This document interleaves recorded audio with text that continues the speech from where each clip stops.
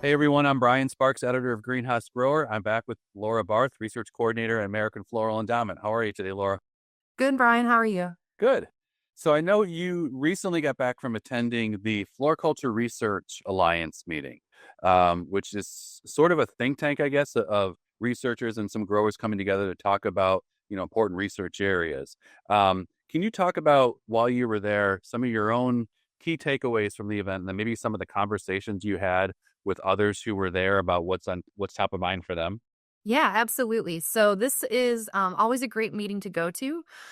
For those of you watching who, maybe aren't as familiar with the Floriculture Research Alliance, like Brian said, this is a great think tank of some of the top researchers and top growers in the industry.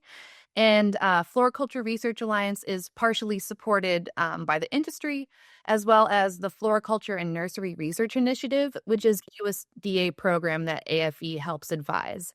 So not only is it important for me to go, to see the direct results of that funding, it's a really great place to just have discussions about, the latest innovations, discussions about solutions to challenges, and everybody there just kind of has the shared mission of making a stronger, more profitable industry for everybody. Yeah.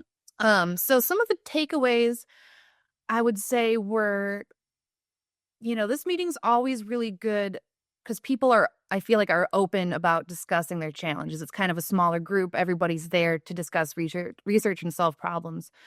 Mm. So AI, I think, was a hot topic. Paul Fisher's team had a presentation on AI, but then there was a demonstration about how you can use AI for various Okay. applications in your business and how they use AI to help, you know, solve grower questions in their program in Florida. So that was kind of neat for me. I came away with some good takeaways Sure. to use that we could use at AFE for some of our resources. Yeah. And then there was just the latest updates on PGRs and lighting from the MSU researchers. John Irwin talked about molecular genetics and production techniques for ornamentals.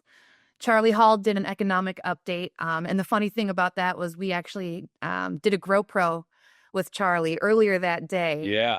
And so check it out on AFE's YouTube if you haven't yet. But it was kind of cool getting two Charlie Hall presentations in one day. He's always great to listen to.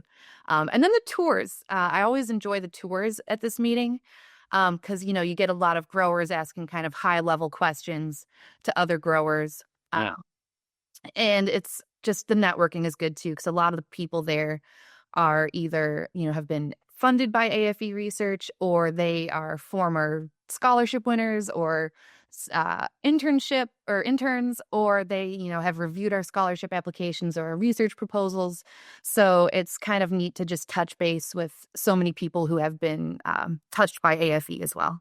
Yeah. Well, and it's nice too, the fact that you're bringing growers and researchers together, because I think it really helps ground some of that research into reality. And you let, the folks at the universities know, okay, here's the issues growers facing. Here's what we should be focusing on in response to those needs.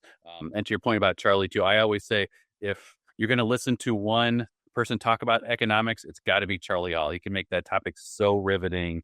And you mentioned being able to find an archived version of that webinar on AFE's website. We also did a recap on greenhousegrower.com as well. So between Charlie and Dr. Melinda Knuth at North Carolina State, two great speakers when it comes to this topic. So so it's great to hear your takeaways on the Floriculture Research Alliance meeting, and just look for continuing opportunities like that for growers and researchers to come together to talk about issues of importance and how to address some of those challenges. So great catching up today again, Laura.